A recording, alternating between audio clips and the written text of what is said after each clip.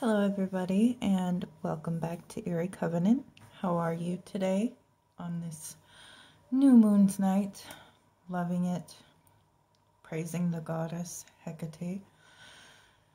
Well, we have another witches tag. You know I love to do these, and this is from Little Cosmic Crow. And this one is hashtag 15 cosmic questions. So let's get into it. Let's answer these. Let's have fun. Number 1. Does your birth name suit you? If not, do you want to or have you changed it? I never really did like Courtney. Especially my middle name, Lynn. Nah. But I never really thought about changing it except my witch's name. You know, I tend to like to identify by that. So number 2, what kind of weather do you connect with most? Storms and rain. I absolutely love the rain. And storms, I don't know, I draw energy and power through storms. I don't know if it's because I work with Hecate or other things, but I feel so charged during a storm. Number 3, within paganism, spirituality, is there anything you're uncomfortable with? Not really, no. Nope. I am one of those that I'll try anything, really. Like, I'm very daring, so I'm not really uncomfortable with any of it. I use blood magic, I use sex magic, I use dark magic, I use light magic. I work with spirits. You know, what's good for the goose is good for the gander, man. So yeah, I'm pretty open.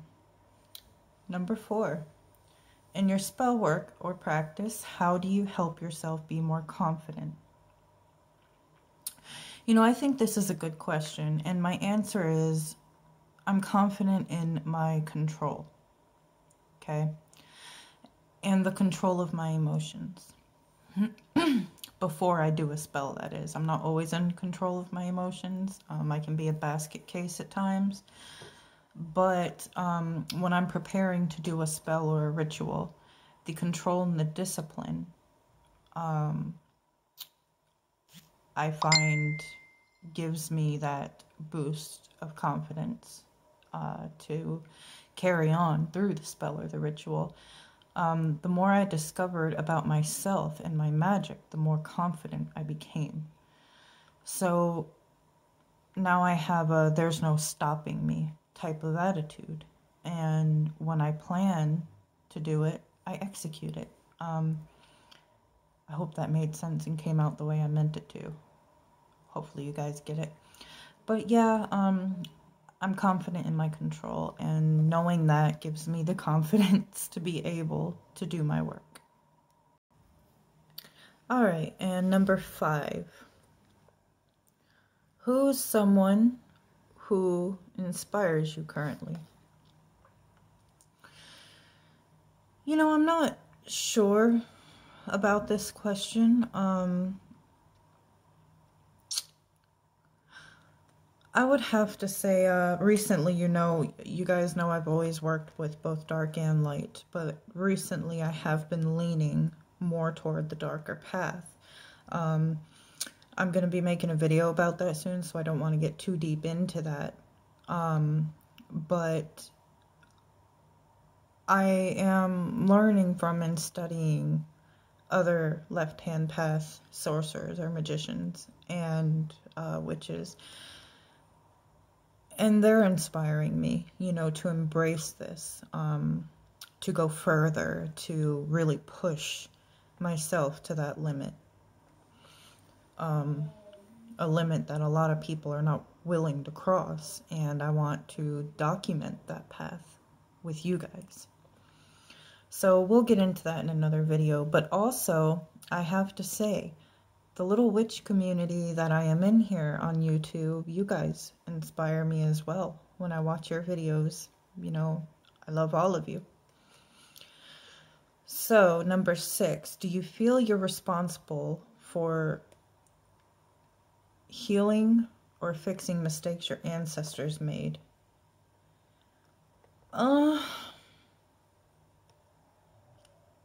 Yes and no. No, because each person's mistake is their own. You know, it's theirs to learn from. However, being the bloodline or the legacy to my ancestors, I feel a responsibility to carry on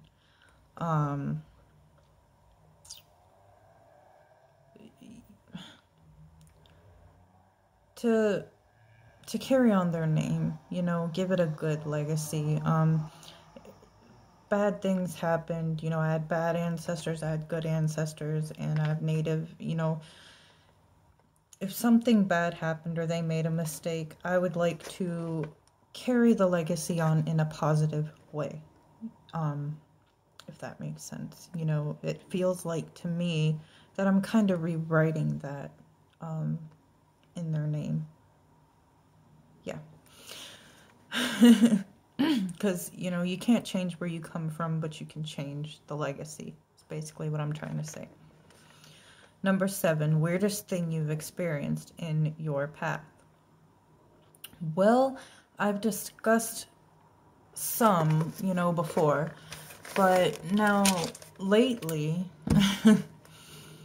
I have experienced newer strange things with some spirits, in particular a demon.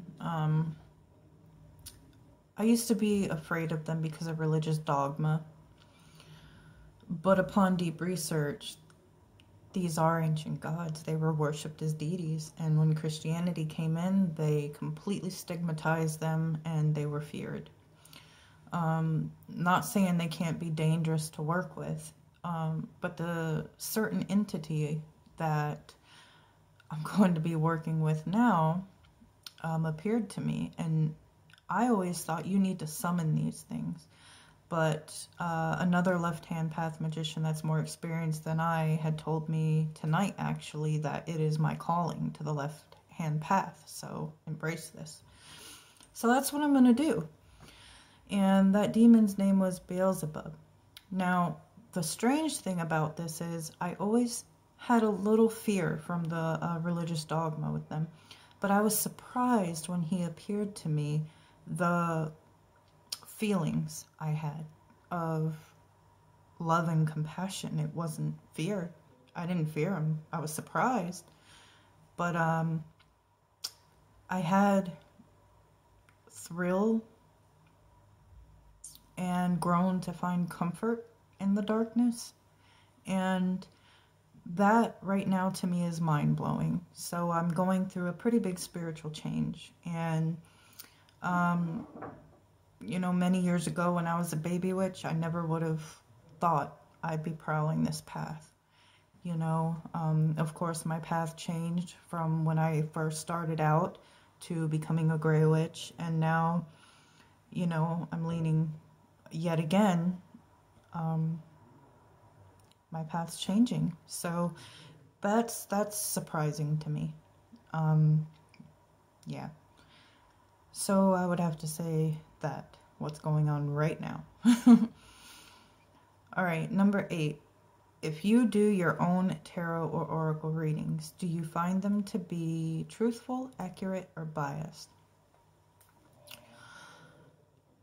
All right, I do my own tarot readings, and they are terrifyingly accurate.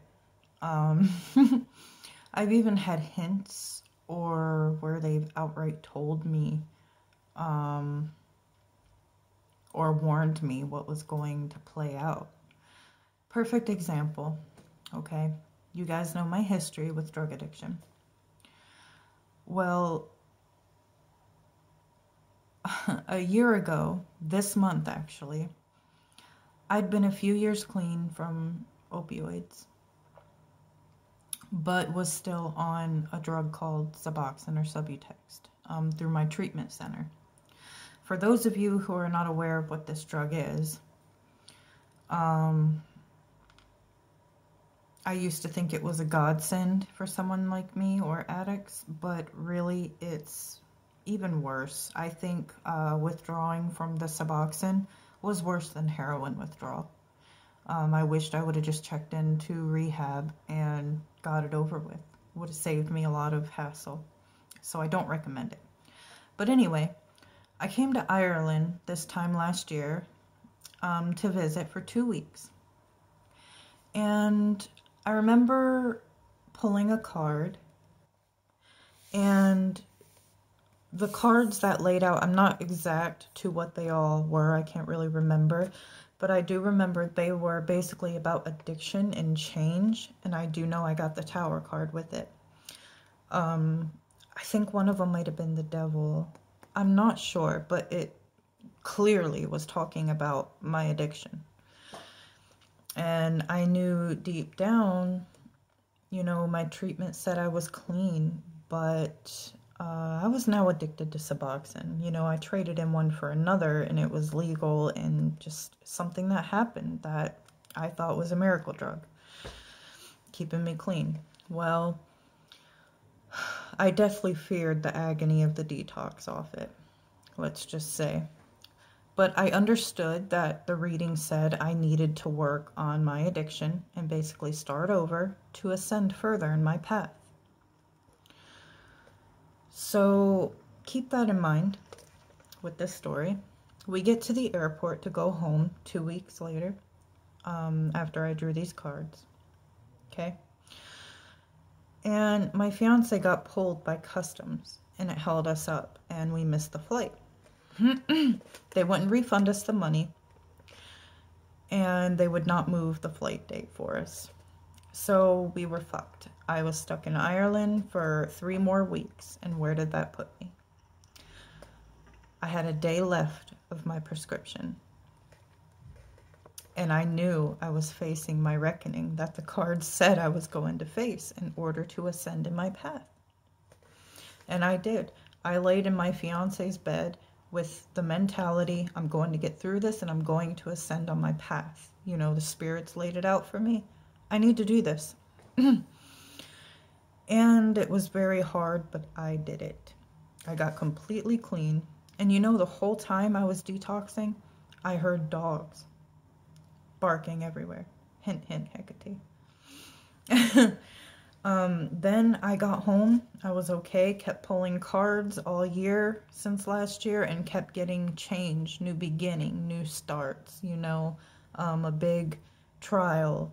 And here I am in Ireland, a whole new life, left everything behind over there, and we are going through what these cards spelled out for me all year. So yeah, I believe them to be very accurate, if not terrifyingly accurate. Sorry that was so long, but the point is, they're real, okay? I believe it. Number 9. I think I got these 2 questions mixed up. I think 8 and 9 got switched, but that's okay. Anyway, number 9, do you believe in auras? If so, what color do you believe yourself to have?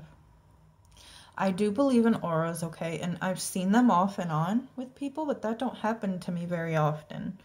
I'm not that familiar when it comes to auras. I know a little bit about it, but I'd like to learn, you know.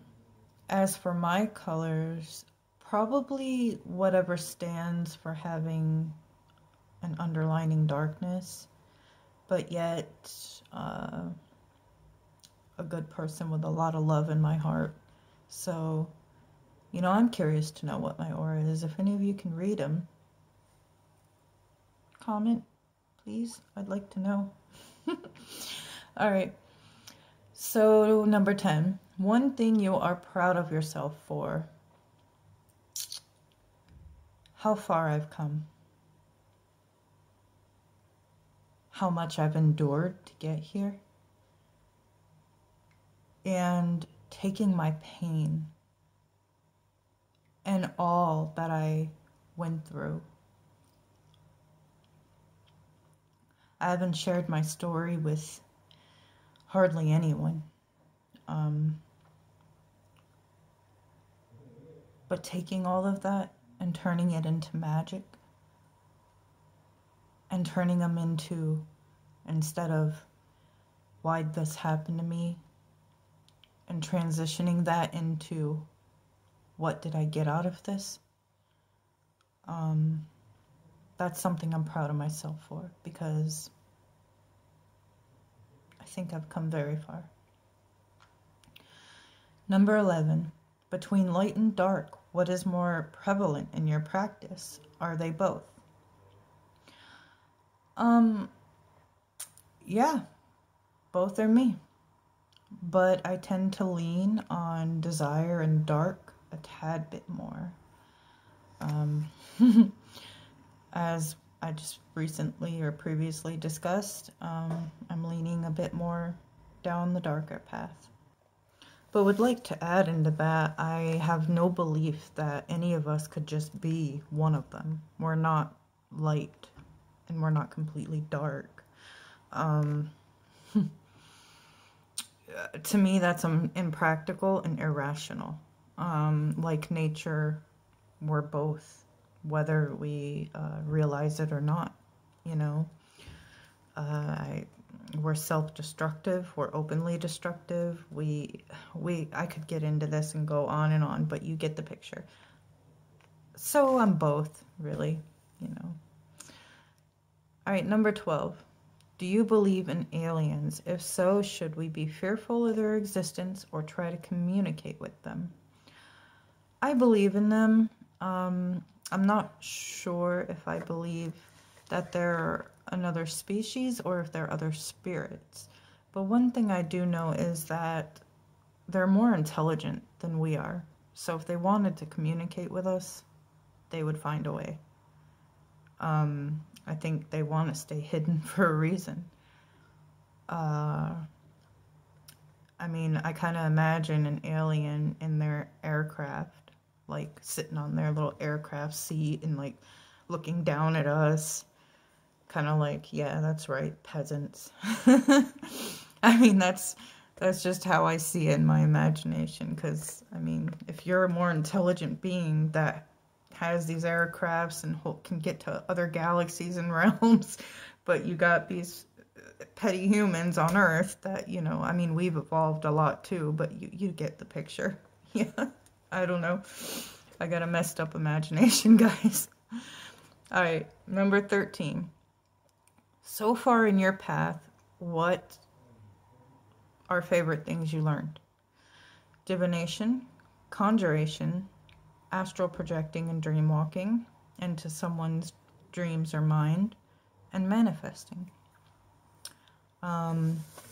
Those things, I believe, take a lot of time, effort, and practice, and I am proud and favoritized them in my work.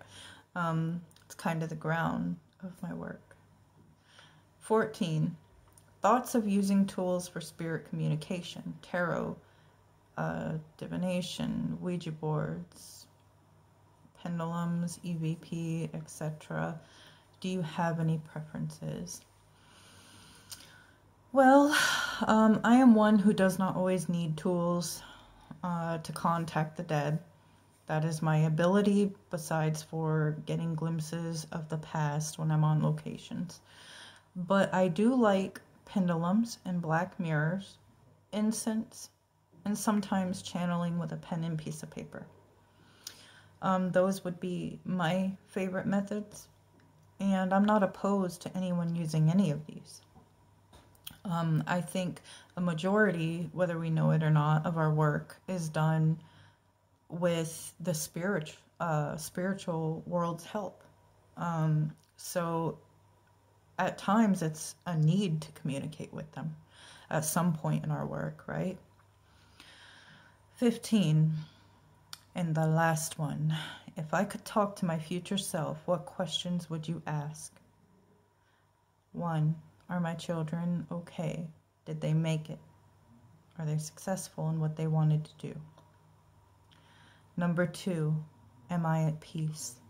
Did I finally find it? 3, did I do all I wanted to do in life? And 4, Did mine and my twin flames love last? I think those are questions I'd want to know from my future self. Like, if I was to visit my future self and I was on my deathbed talking to old me, them would probably be the questions I'd ask. That's how I picture it.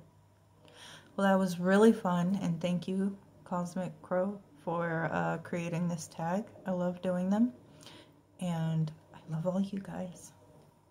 Thanks for listening to me ramble on, and as always, love, light, and a bit of darkness from Eerie Covenant.